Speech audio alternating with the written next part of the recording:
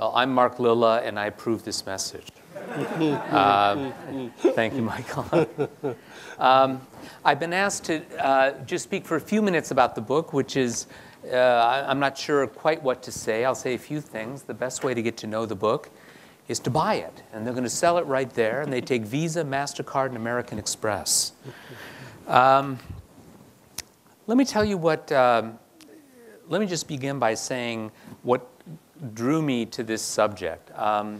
Originally, I thought I was going to do a book on the counter-Enlightenment and down into the 20th century, and got interested in the revival of messianic theology and political theology during the Weimar years, falling on the works of Karl Barth. You know, that was my little scholarly epiphany. But it was through that I started a kind of backward course through the history of modern political thought that I thought I knew, that I'd been trained in. And it was a more unusual path, back through the 19th century to study liberal theology, both Protestant and Jewish, which is not at all in the curriculum of those who study political theory generally, which gave me a different bead back on the thinkers we do study, like Kant and Hegel. Then a look at Rousseau and his views on religion gave me a different view of Hobbes. And then I found myself finally thinking about something I'd never really thought seriously enough about, and that is what I might call the theological political problematic of Christianity. That is, I was driven further and further back to think about what the theological preconditions were that made the break with Christian political theology seem at a certain historical juncture to be necessary.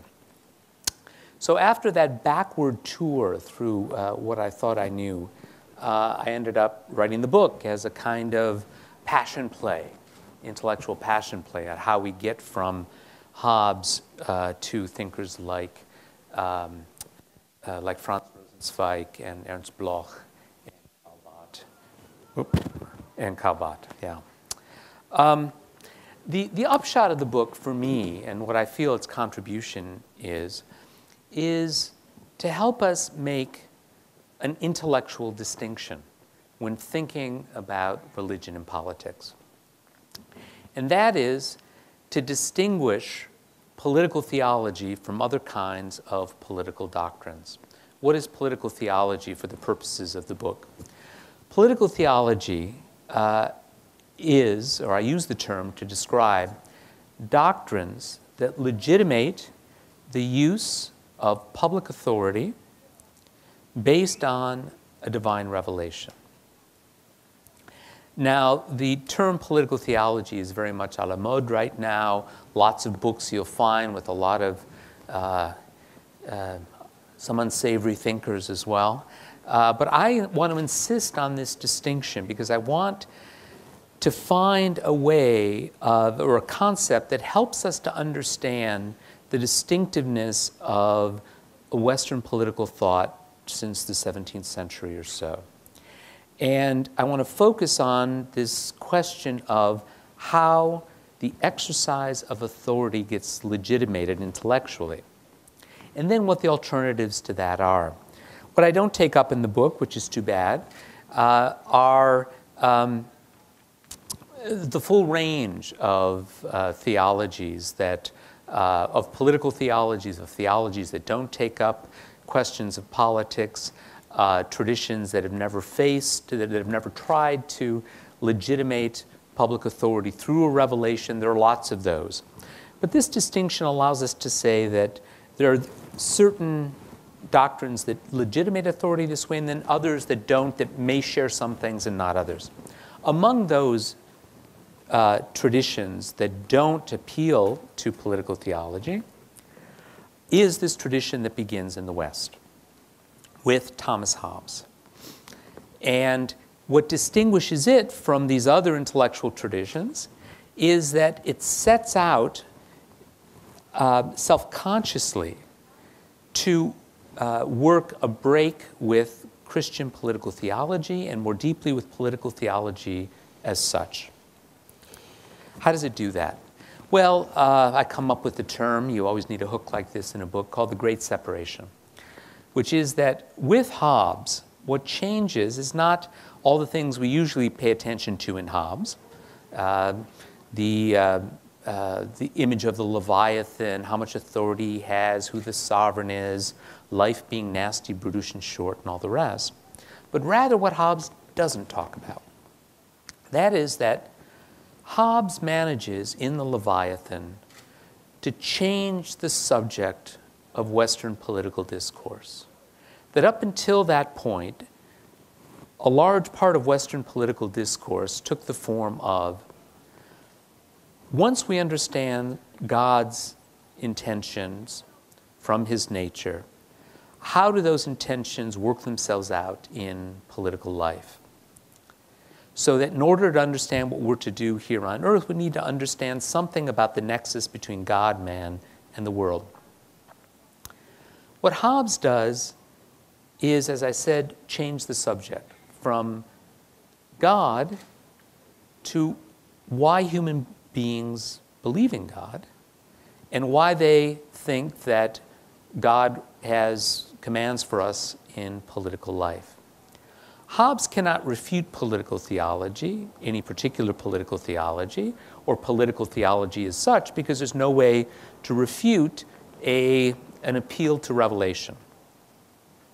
But what Hobbes managed to do was to cast enough suspicion on those who appeal to revelation that he simply took our eye off the ball, so to speak, and got us instead asking why it is that people come to believe these things about religion and politics, why it is that that tends to lead to violence in the extreme, this cycle of religious and political violence and fear, and how we might short-circuit that. And then he says, we'll get back to the question of God later. He never does, and we never do. Something happened there. I mean, he did what, the most revolutionary thing a thinker ever does, it seems to me, is not refute somebody, but change the subject. The story then goes on. We pass through Rousseau and his concerns about Hobbes's political anthropology. We go from political theology to political anthropology. I then talk about how liberal political theology grows out of that. And the rest of the Passion Play works out until we get down to Weimar. I won't rehearse all of that. I've only been given a few minutes. But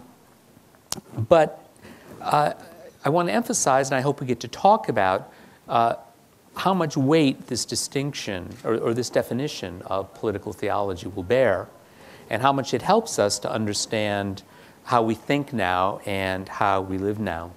I want to insist on it as well because I want to be clear that, that the fundamental distinction is not between religion and politics or between church and state, because, as was said earlier, religion always plays a role in social life and political life. The fundamental question, it seems to me, is whether the basic institutions of a political regime are legitimated by appeal to revelation or not. Even in regimes that are not legitimated that way, people have religious views and laws have to be made about what you do about religious institutions. Religion is always present, but it's important to understand whether the basic institutions are legitimated this way.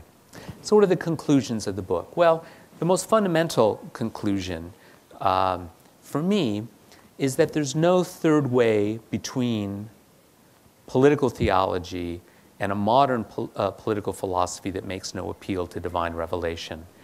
That the Stillborn God, from which the book draws its title, was the attempt in the 19th century to have it both ways. That is, to somehow imagine that by repristinizing and reforming Christianity, Protestant Christianity and Judaism, you can not only make it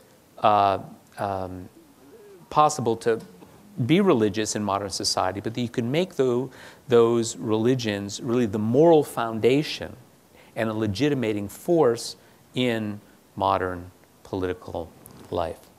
I won't go into that because the book does that for you. But more importantly, what I felt I learned from the book was that political theology is always a live intellectual possibility.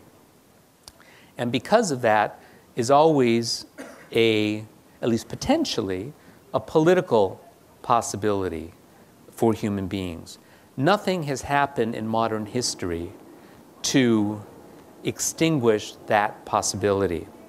And that's the bone I have to pick with the concept of secularization and all the books that are coming out now about the secular age and the rest. I'm skeptical of all of that. Those books seem like fairy tales to me, just so stories about how we got where we are now, stories that might look very different 50 or 100 years from now. It seems to me that recent history has shown us that the trinkets of the modern economy and modern society are really impotent amulets against the power of the idea of redemption and even political redemption. And that the power of those ideas are not dimmed at all by these other changes in the so-called secular society. I'm stating this in a polemical way, hoping to stir up debate here. Let me also say just 3 quick lessons from the book, and then I'll stop.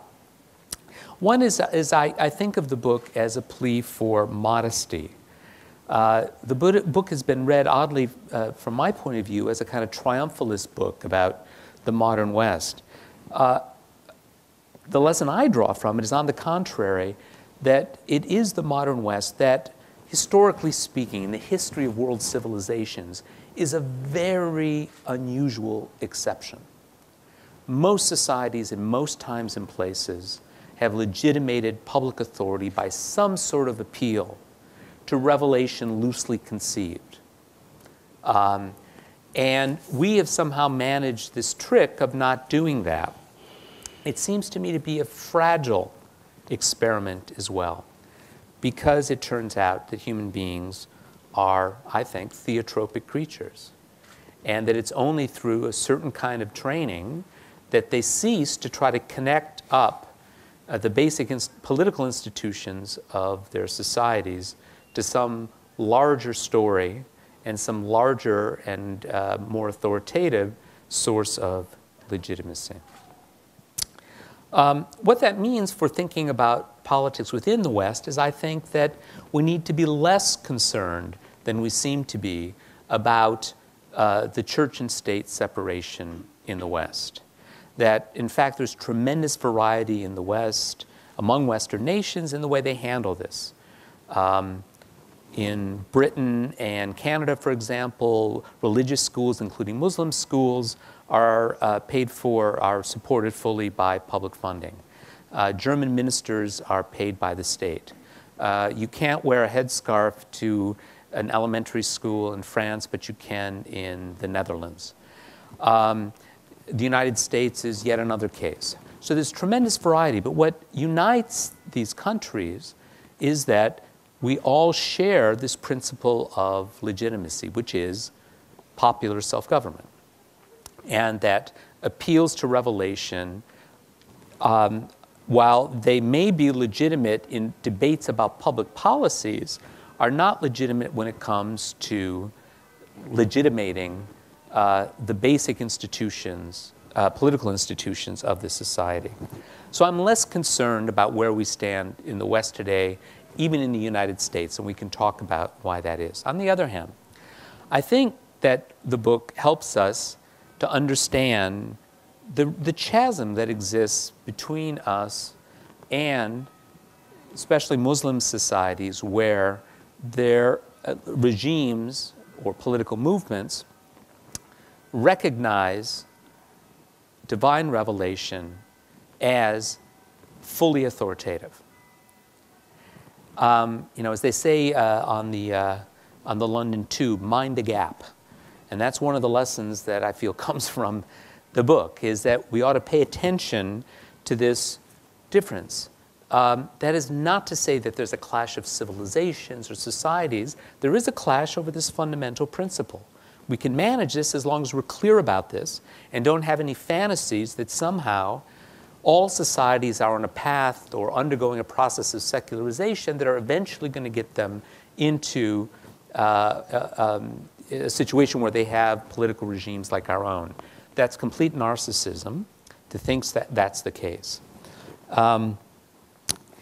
What that means for transformation, political transformation in the Muslim world, it seems to me, is that we ought to be less hopeful about liberalization, liberal reformism in the way we generally mean it, and should pay more attention to renewal and reformation from within the tradition of Islamic political theology. That it seems to me that the chances of improving political life and political thinking in the Islamic world is more possible within that tradition through a renewal of it than through a kind of pastiche reformism that, to my mind, sounds a lot like the attempt to give birth to the Stillborn God in Germany in the 19th century. So I'll stop there, and then I hope I provoked enough people that will have a conversation both with José and with you as well. Thank you. Well, I'm very pleased to be here, and I'm very thankful to Mark to come here and to discuss the book. I guess the reason why I'm here as an interlocutor is because I have written a somewhat critical review of the book. You may be interested. First read the book, however, before you go to the... First buy the book, you meant. First buy the book, you meant. Before you go to the Eminent Frame, and there is a blog and a discussion and very interesting entries on the book, some of them more serious than others, and interesting responses from Mark. Let me put the context of my own critique to understand where the problem lies. My critique was not a critique of the main text, which I have found a fascinating, as you put, episodic analytical history of ideas, but with the pretext and the context of the book. I read the pretext, and by pretext I mean the text before the text, that appear at the New York Review of the New York Times Sunday magazine and the Great Separation. And I read it as I had just returned from the Trilogue in Salzburg. The Trilogue in Salzburg, in the midst of the Salzburg Festival, is an attempt by Germans and Austrians to bring together, not dialogue, but the Trilogue between the three Abrahamic religions, Judaism, Christianity, and Islam. And the message of the Trilogue there, and it was repeated by Joschka Fischer, the ex-minister of Germany, it was repeated by the president of the Salzburg Festival, and it was repeated by the Austrian foreign minister. The same story. We Europeans also had problems with religion. We had these terrible religious wars. However, felicitously, out of the religious wars, we happily learned to secularize the state. We learned to tolerate one another, and we accepted religious freedom, religious pluralism, and so this is the lesson that we Europeans can teach to the rest of the world. And I found this is the myth of modern European secularism.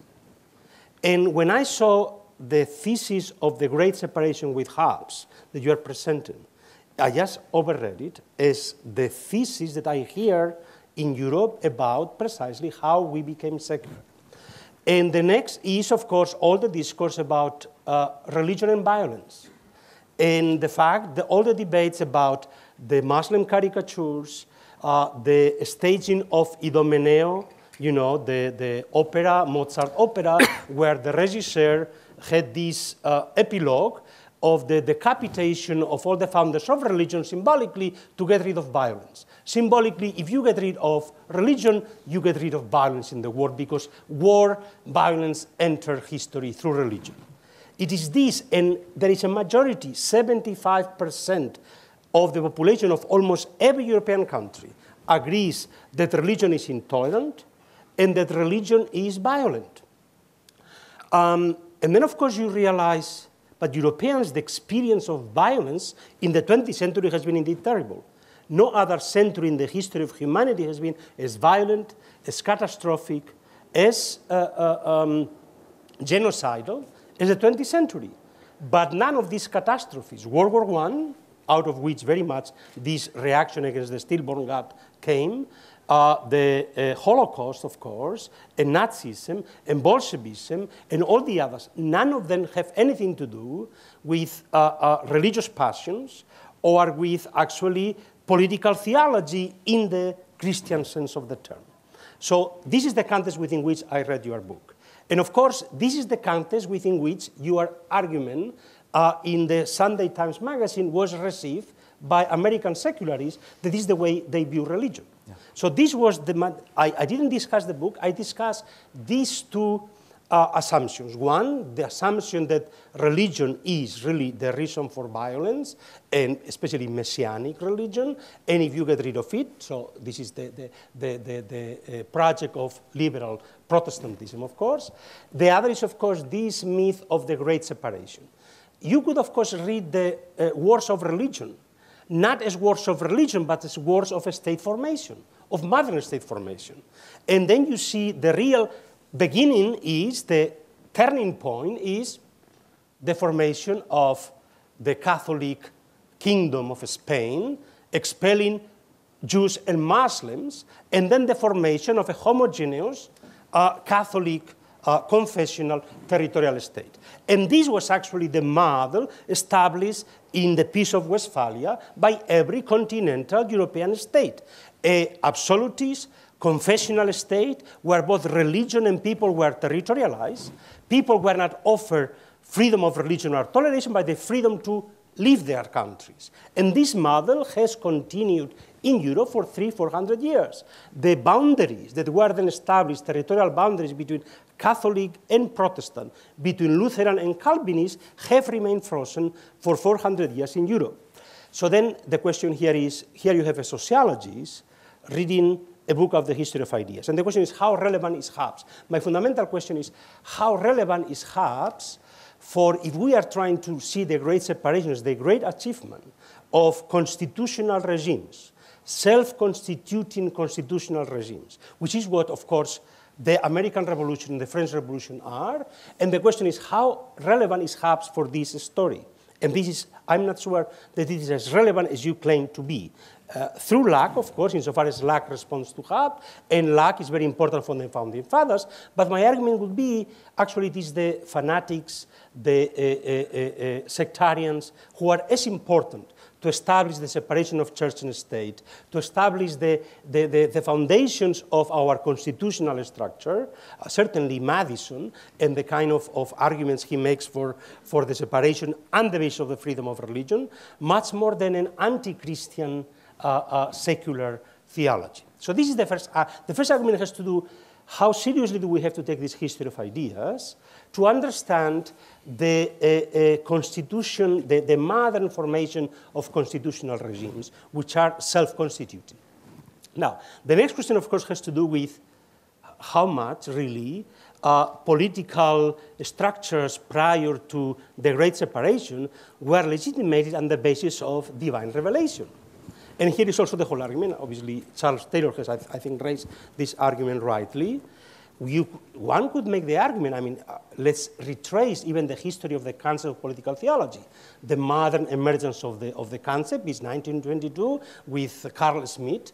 Then, of course, it is Eric Peterson who answers the theological argument against Carl Schmitt, saying, nonsense. There can be no real a Christian political theology. A theological argument, of course. He had been working with Barth.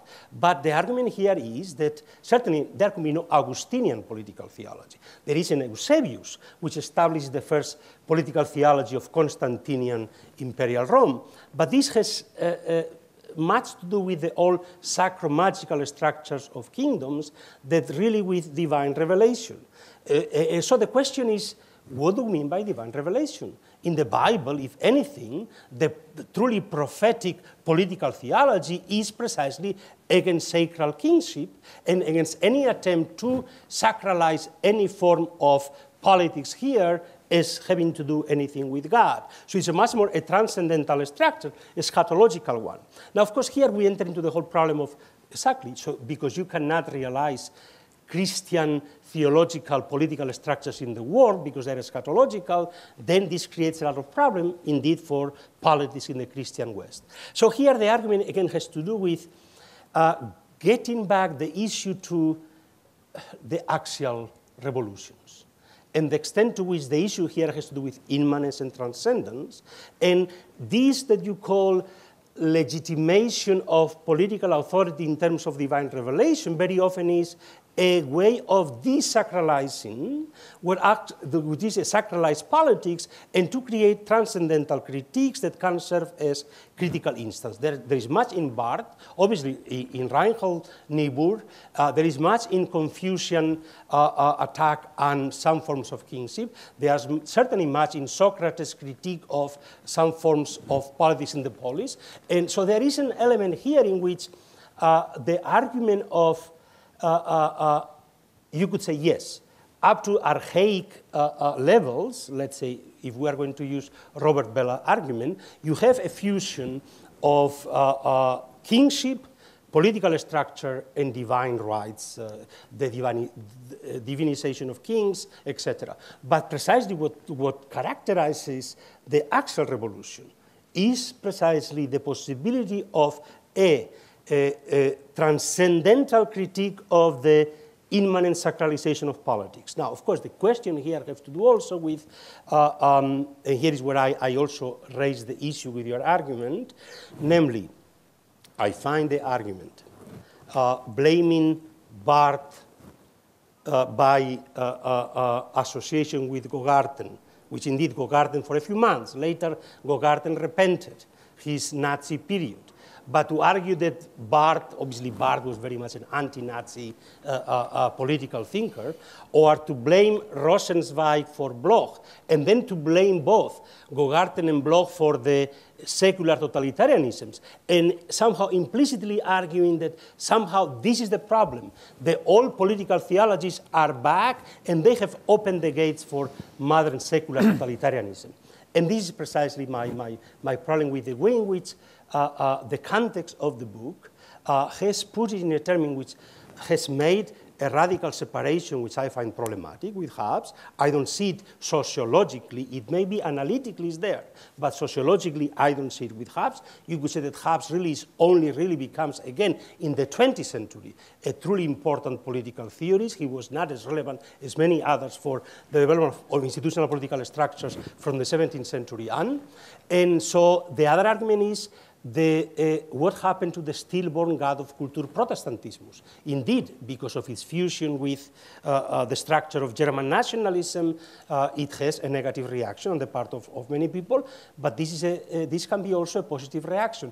That this turned into messianism and that later can be linked to secular totalitarianism, I find this kind of implication, line of argument that you make problematic.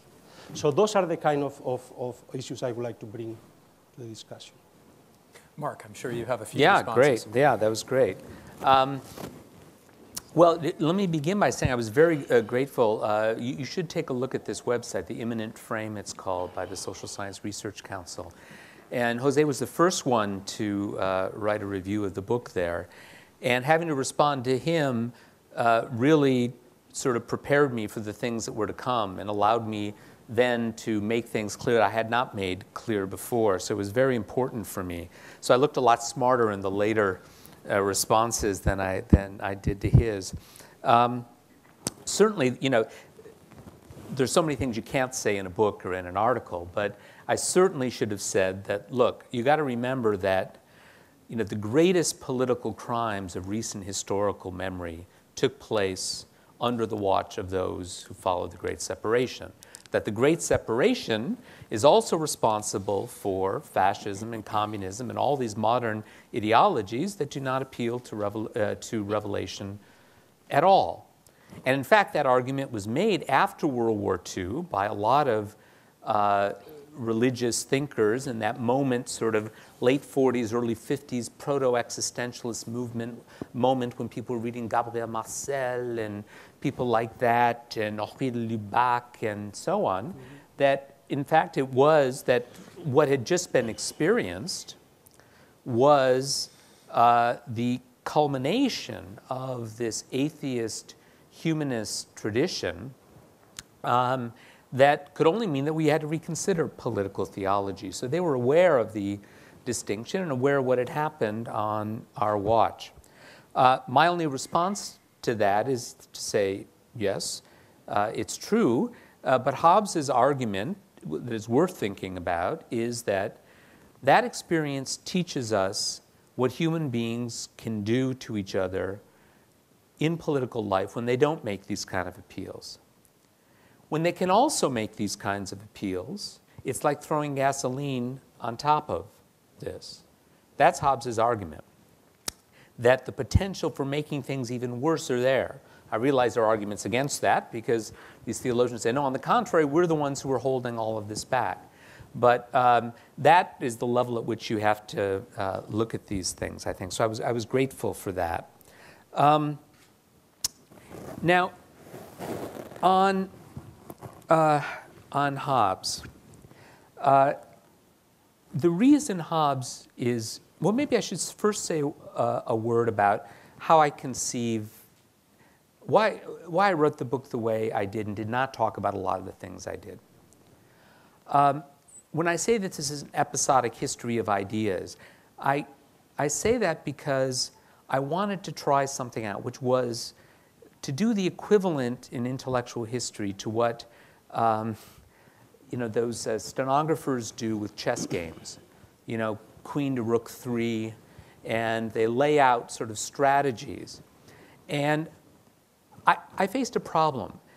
Say, given that modern political thought begins with Hobbes, how in the world did we get to thinkers like, logically, I don't mean socially, I mean, was there a logical path that led us from Hobbes to figures like messianists like Bloch and Gogatten and Bott and Rosenzweig?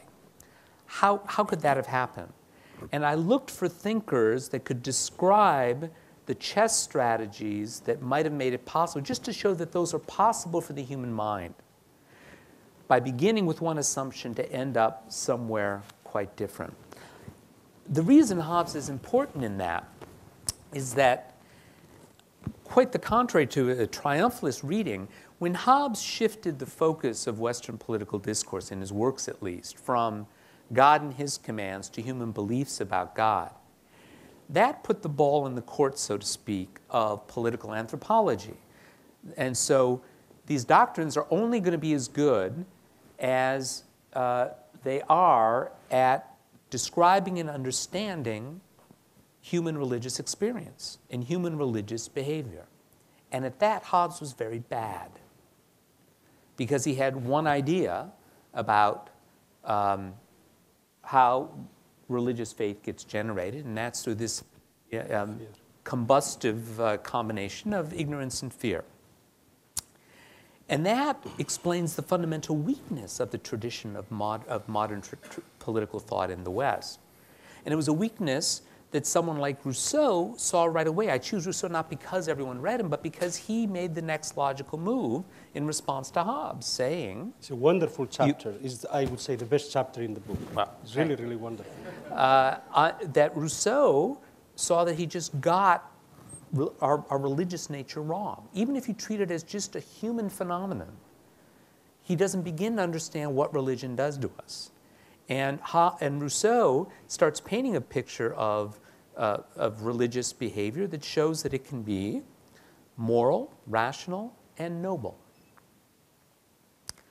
Well, but once you make that move, then you then people start saying, well, if that's the case, if Hobbes got religion wrong, might it not be possible to exploit religion for political life by reforming it in a way that it would be rational, moral, and noble, rather than base, violent, and corrupting? And if we did that, wouldn't it then be possible somehow to reconcile revelation with regimes that seem to be legitimated on the basis simply of popular consent? And that's what led to the dream of liberal theology, which, when it crashed, opened another possibility, and that was another way of getting to political messianism through the collapse of this liberal theology. So this is a kind of mind experiment. It's really nothing more than that. It's drawn from history, but it doesn't explain history. And that's been the misunderstanding that I probably should have guarded myself in the book, that people would have taken this as an account of how the West, the West got generated, how the West was won, a kind of Western. It's not that. It's about the logic of argument and the difficulty of coping with political theology on the one hand, political anthropology on the other as an alternative. All right. Of course, the story of what happened on the ground is just as José said, that one of the crucial links for how our modern regimes got, especially in the United States, got founded was through a transformation of Protestantism that opened up theological space for people theologically to argue that that human beings should govern themselves within bounds and in certain ways. But that still remains a political theology, because the imprimatur is still being put on it by God, properly understood, opening us up space for us to rule ourselves. But as a transition, that is, in fact, how it happened. Now, the one part I didn't fully understand, and maybe José will say something about this, has to do with Schmidt and Eric Peterson and the question of eschatology. It's certainly the case that from the point of view of theology, not all political theology legitimates the exercise of public authority from the point of view of theology. That is, not all theology, when it looks at politics, wants to legitimate authority. On the contrary, in the tradition of Christianity, as Peterson pointed out, though whether that's the whole of Christianity one can question, he has a very narrow reading of that, is to say that no, on the contrary, what Christianity is about is delegitimating claims to authority by human rulers who feel that they can stand in for God and claim God's authority on earth. And Calbat, in the Epistle to the Romans, his commentary on it is very strong in deflating human pretense in the political sphere. But that kind of thinking, I'm thinking on my feet here, that kind of thinking in the end seems to me does one of two things. It either tells the believer, this is the way I put it in the book, that he has to become a citizen without qualities, that he's just passing through, because there's no way he can take seriously his commitment to political life, because life is elsewhere. Mm-hmm. Or on the other hand, he becomes a kind of uncontrolled prophet who doesn't have to become responsible for what actually happens politically, because he's always just throwing down his thunderbolts and then going off. Yeah? And that's very much what Calbat was like throughout his career. Yeah? Even when it was in the service of the angels, as it was when he wrote this Barmen Declaration against the Nazi church. Even someone like the person who learned the lesson of Barth the best, from my point of view, on the theological side, was Reinhold Niebuhr. Because Niebuhr took seriously Barth's critique of politics and also took seriously the fallenness, in an Augustinian way, of human nature. But just for that reason, he felt that it was necessary to think through human political nature, much the way Hobbes did in his tradition, on the theological assumption that it's because of the fall, and to take full responsibility for the political sphere, including the exercise of violence. He went, I think, as far as you could on the side of political theology to making sense of the way we live now in modern political regimes. But nonetheless, his fundamental assumption remains a political theological one, and it's not the assumption that we make today when we legitimate the exercise of authority in the United States. Only briefly, and then I would rather open it for discussion. I brought Carl Smith because it seems to me he's the Hobbesian, a different reading of Hobbes, of course, that saw the problem in the self-constitution of the sovereignty, and has to do with the whole problem of constitutionalism in modern constitutions. Once you have the constitution already established, then you have, of course, the Weberian legal rational structures. But it is how do you establish legal rational structures? How do you constitute the law? That is, of course, the fundamental issue of modern constitutionalism. I mean, here again, I'm a Weberian, so nobody has probably worked as systematically on issues of legitimation of political authority through history. And I still think that his typology is a valid one. I mean, a traditional form of authority, which in most cultures was linked to the sanctity, the sacrality of the ancestors, of the gods, etc. Charisma, which, however, in Weber, and this is, I think, what is important that I think is not clear in your argument, the attribution of political theology only to divine revelation. I mean, the duality of charisma in Weber. Charisma is always dual. You have the charisma of warriors, and you have the charisma of priests or prophets. You have a constant, throughout history, a competition, a tension between these two charismas.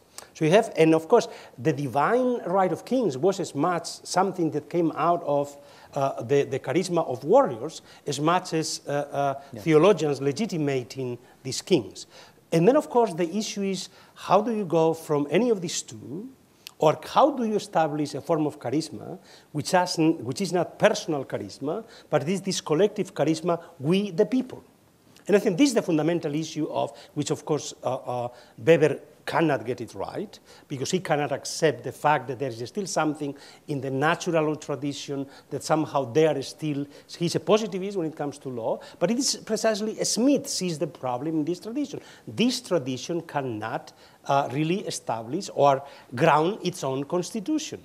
And so the constitution of the Constitution, how it is constituted, is a fundamental issue. And you see in the American Constitution, we the people, we take these truths as self-evident. This has nothing to do with simply self-immanent constitution. There is a fundamental still rhetoric still about this transcendental norm that we follow, which of course has nothing to do with empirical reality, that we all men are created equal is nonsense empirically at a time when this is a self-evident truth, right? It is this issue, I think, that we have to address.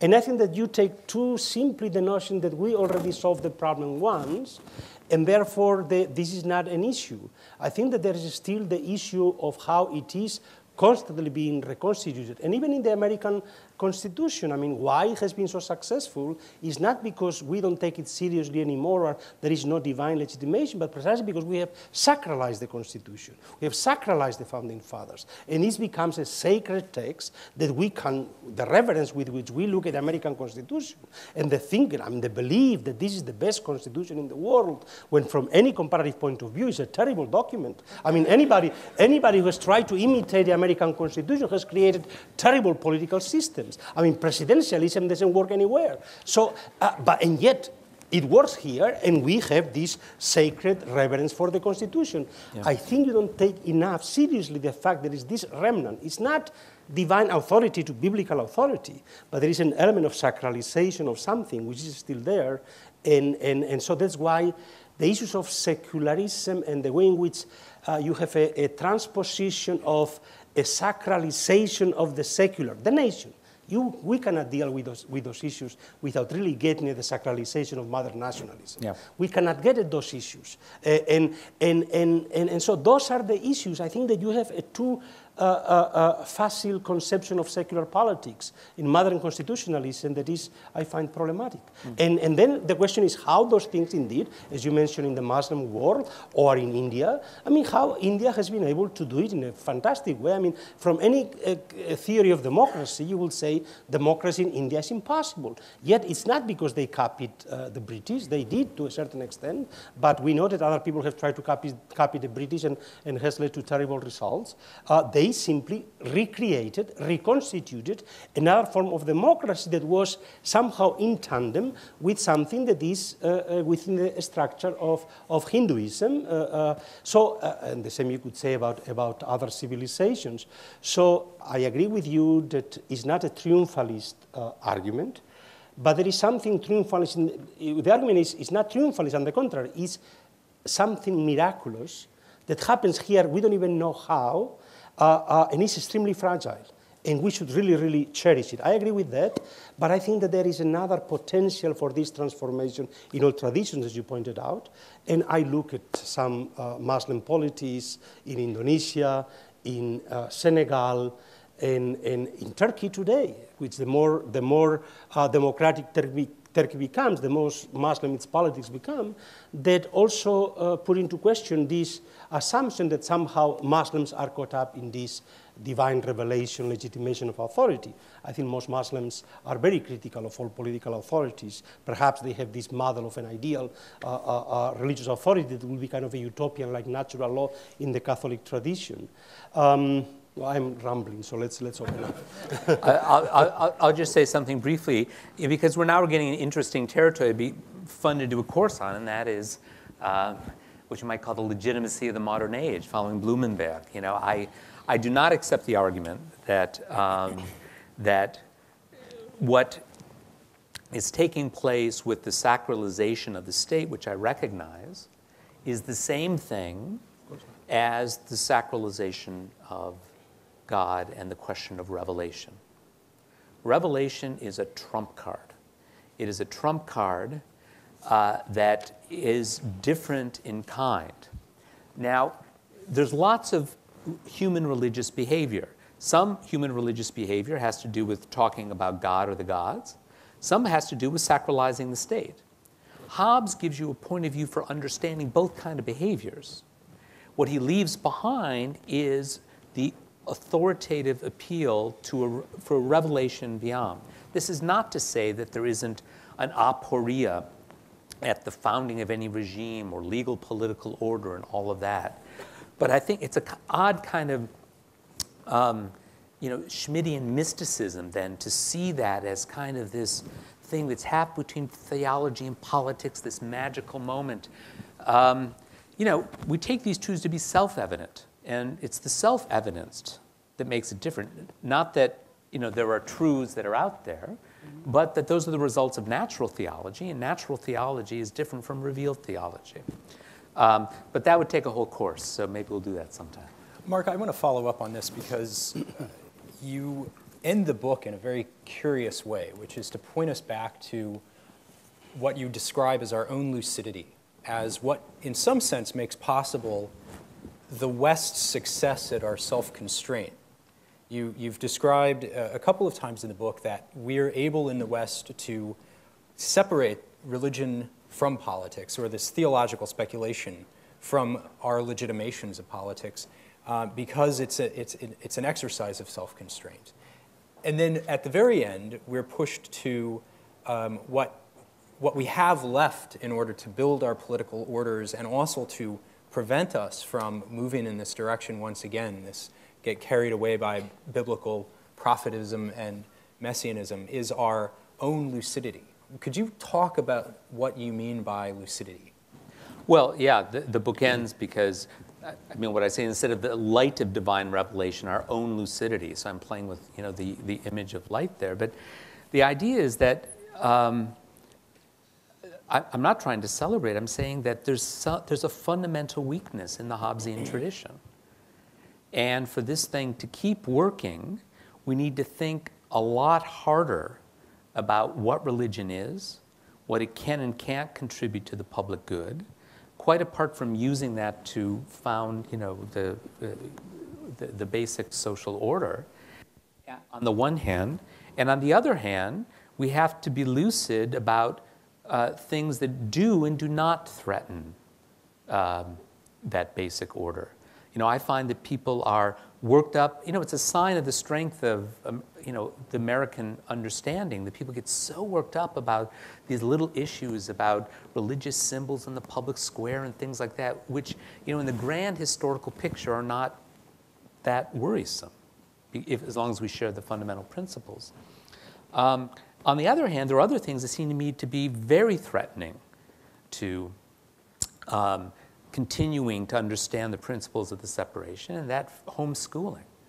I find homeschooling right now to be a real question because it's not clear that children are going to get the kind of civic education that even they would get in a private school by getting out of their living rooms and away from their parents, that will teach them how the system works, right?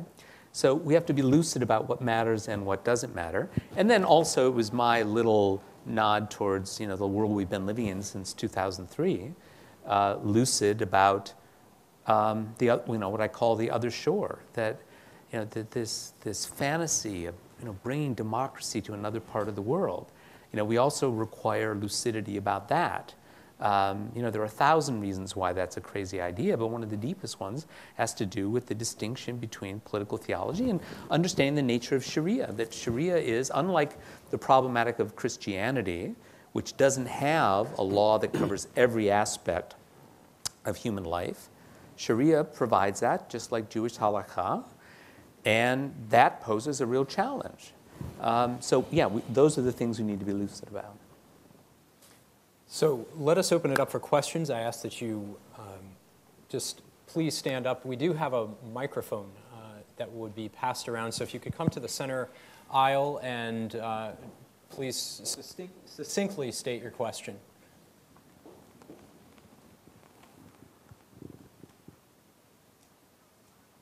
Yes.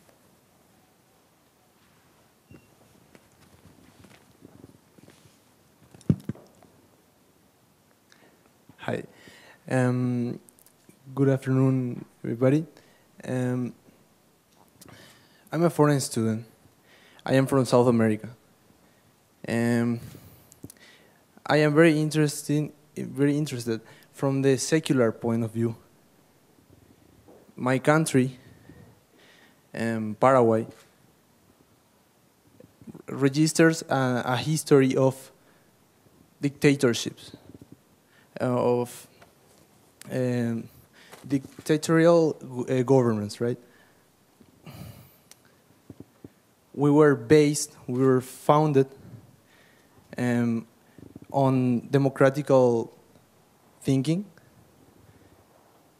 but the evolution of the government was totally, I don't know how to say it in English, but it's paternalist.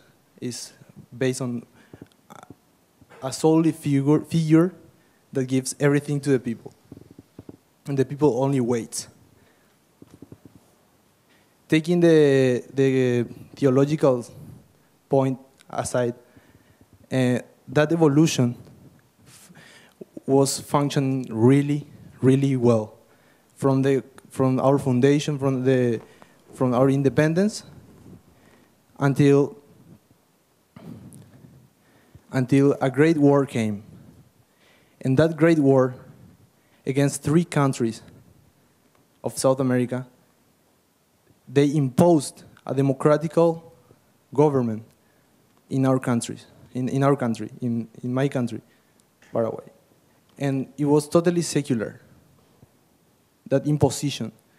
And how well we were doing until that moment is incredible.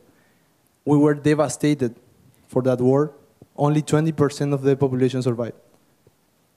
And now we are in a crisis, in an economical, moral, and in every aspect we have a crisis, and self-esteem too.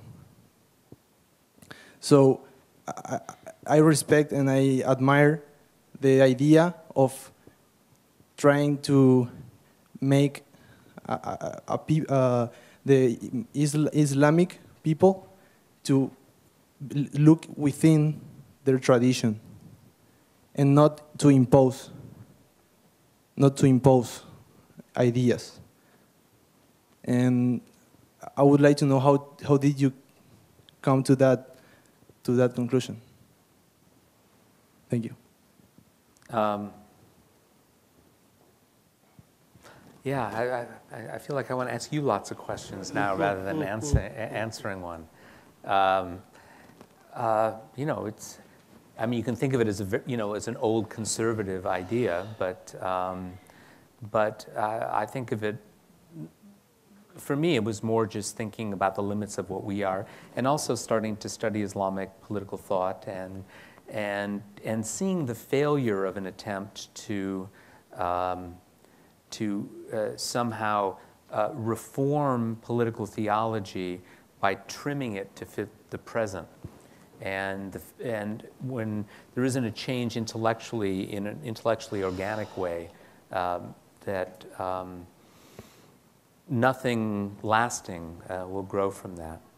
We could have another conversation of what counts as imposing democracy and whether democracy can be imposed and what makes a non-democratic government legitimate in your eyes, a paternalistic government. But when you write your book and you're up here, I'll come to your talk, okay? If I may actually, you've raised, of course, all kinds of very interesting issues about democracy in Latin America and why. Precisely when I raised the issue about how much the American Constitution was taken over by many, many Latin American countries, but it didn't work there, all kinds of issues about democracy in Latin America can be raised. Of course, the Paraguay has also a unique tradition. It's perhaps the only case of a utopian messianic Catholic attempt to create a perfect kingdom of God on earth. I mean, you know, basically the Jesuits trying to establish this utopian society for these indigenous people, innocent indigenous people. So again, it is a very, very, Paraguay, the history of Paraguay, of course, the relatively successful, indeed, revolution of independence, much more than its neighbors, and then, of course, how their neighbors come and basically take the country apart and thereafter. So all kinds of very interesting issues you've raised. But ultimately, I think that we have, on the one hand, I don't think that it is possible to isolate ourselves from the influences. The American Revolution had influences. The French Revolution led to the Revolution of Haiti, independence. It led to the revolutions, then the invasion of Napoleon of Spain is what made possible the independence movements throughout Latin America, and the French Revolution had all kinds of repercussions throughout. And so those processes are inevitable. The question is how then the dynamics of global interdependence and the ability of transform one's tradition while taking. So this is, of course, the fundamental issue about how, when I refer to India, the ability of India to indeed take a model from the British, but make it very Indian, and develop a form of a secular state, although they didn't call it secular. Secular was only called the constitution later by Indira Gandhi under the state of exception. Originally, they created a model how to establish a multi-religious country, something which Europe was never able to do, of course. Certainly not secular France, certainly not secular Turkey. So you have a model of secular state which is based precisely on how to preserve and protect equal religious pluralism for all groups. So again, the question of how different countries have to deal with those issues. And there is no one model for one country. I mean, when Americans try to sell their model of religious freedom, or France tries to sell its model of laicite, those are fundamentally different models that have to come out of the tradition of countries. And obviously, the most important is to be pragmatist and not to believe in any utopian resolution of these issues, I would argue. But, there's a question here. This might be an impossible question to answer, but I was interested in your thoughts on how you saw political theology responding to sort of social, economic, and scientific evolution over those 4 centuries as people sort of re-understood the natural world and their place in it. How did that impact their sense of sort of religious revelation, in the sense that, you know, religions sort of reify sort of these narratives about our place in the world and where we came out? It may be impossible to answer here, but no, without having read the book. No. It's actually a good question. I think you point to the right thing, that one of the factors that contributes to the rise of messianic theology in Protestantism and Judaism after World War I is that precisely the possibility of natural theology seems gone at that moment. I mean, in the wake of Darwin and all the rest, that doesn't seem like a live possibility, except within the Catholic Church, which is still educationally cloistered and not taking part in any of the debates that I've been talking about. You know, the missing actor in all of this is 19th century Catholicism, which closed its eyes and ears to everything that was happening then, for better or worse, one might argue. So if natural political theology is not possible, which is a kind of moderation, is a moderating force in the history of political theology, what do you have? Well, you've got this radical possibility. So I think that's a key element that I might have said something about, actually. That's good.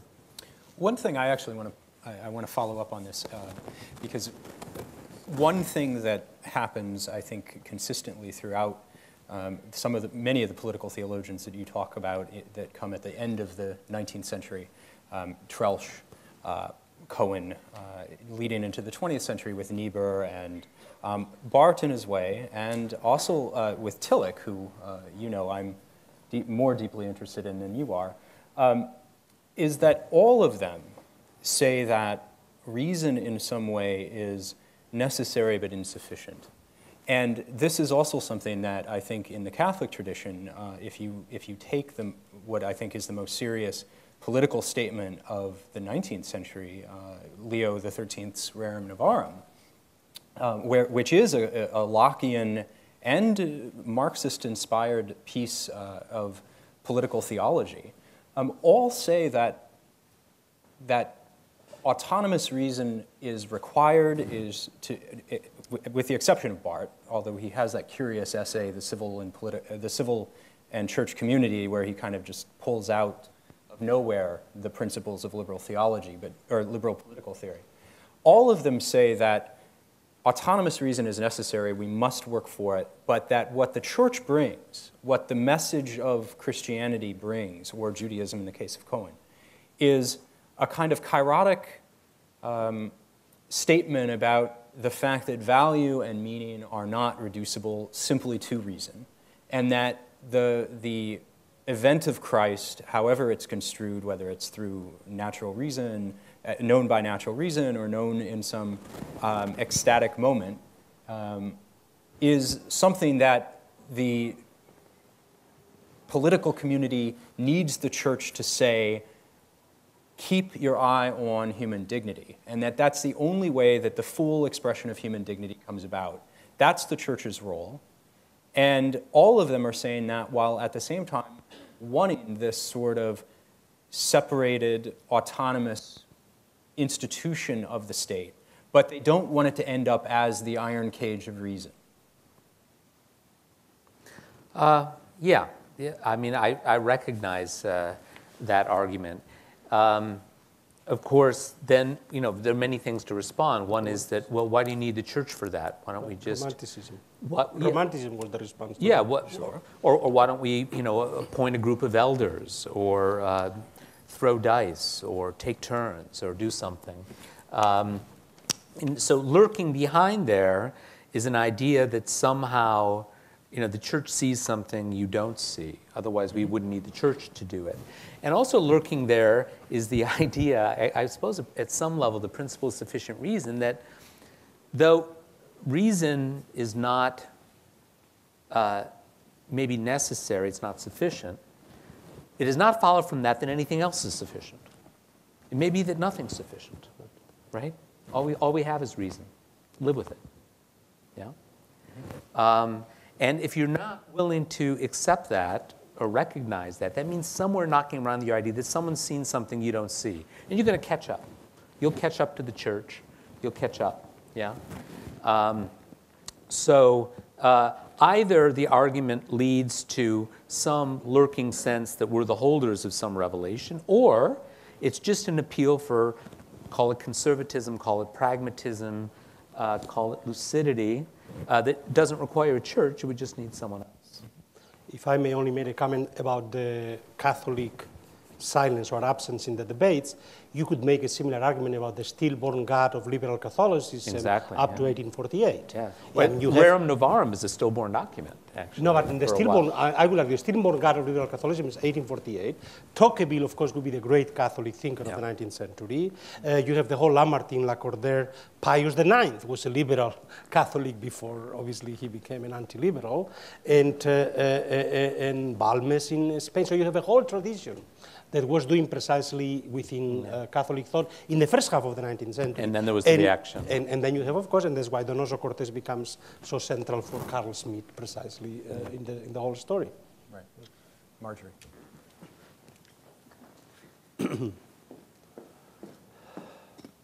Marjorie Mandelstam-Balzer, Anthropology. I have a question for Mark that is first a clarification of something you said, a request for clarification, and then possibly further.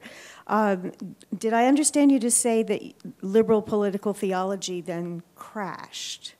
And if so, could we perhaps talk more about why that is and whether it has been reinstated in some sort of potential post-World War II? Right. Well, the crash, which I describe in the book, had an occasion and a cause. I'm in Georgetown. I'm going to talk about occasionalism here. I mean, the occasion was just World War I, that liberal theology, Christian and Jewish, had given their benediction to this civilization that melted and collapsed before their eyes. And so it was very difficult in the wake of that, because it had linked its destiny to this particular civilization and these particular forms of government at this time. But the deeper cause that it was so weak, I think, is, and didn't survive that shock, was that it never gave believers reason, it never gave people in these faiths reasons to say why they should be a Protestant or why they should be a Jew. It said why you should be a moral human being, why you should be charitable, why you should be reasonable, why you should be a good citizen, why you should buy tickets to the opera, all those sorts of things, carry around sheet music and all the rest, be a good 19th century Biedermeier German. But it didn't say why you had to accept this particular tradition and this particular revelation.